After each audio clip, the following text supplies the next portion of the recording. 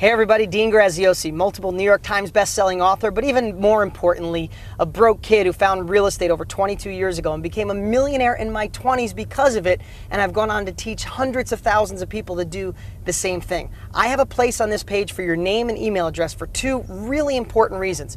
One, I've created the best training I've ever put together in my life to show anyone how to take advantage of this down market and put money in your pocket. I don't care if you're broke and in debt and never thought about real estate, or you're an investor that wants to go the next level. You need to put your name and email address and be ready to be blown away.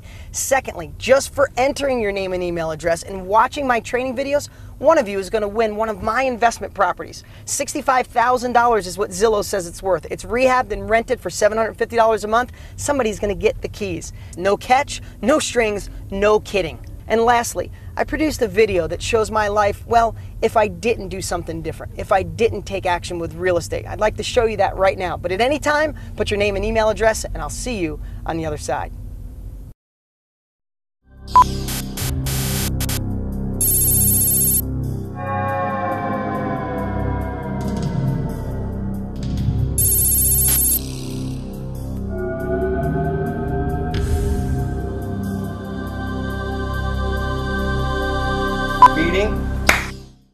Is this thing on? Are we ready? Yeah, I guess I'm getting paid $100 for some alternative lifeline or something. Hey, I could use the $100. You know, they want me to tell my story real fast. I mean, it starts pretty much in 7th grade. I was in, special reading. Mrs. Thompson, she used to call me dumb pretty much every day, but they weren't so smart back then on dyslexia, and she thought I was dumb. Maybe I was, I don't know. But, in the early 90s, I think I had a shot to really do something different and maybe not be a mechanic. Not that being a mechanic's bad. I was going to get into real estate because I saw all the people in my little town with money were in real estate. So I got excited, but then my sister, who I trust, she sat me down and she said, Dean, stop being a dreamer, stick with what you know. But I'm a little stubborn, so I went and got a book anyway. And I started reading. I was pretty excited about real estate, but then my dad saw the book and he sat me down. It was pretty similar, except he said, those people started with money and probably a college education. And you don't have money.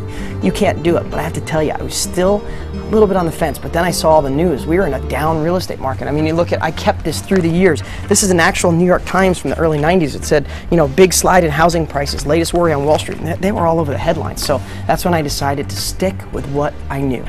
Life's not that bad. I've gotten some raises through the years. I had really good health insurance, but my boss, who's in the other room right now, things are tight, so he had to take back the health insurance. My wife and I got a nice little house. I mean, I probably have 100 years worth of payments on it, but it's okay. I think some of the things I might regret is that, I just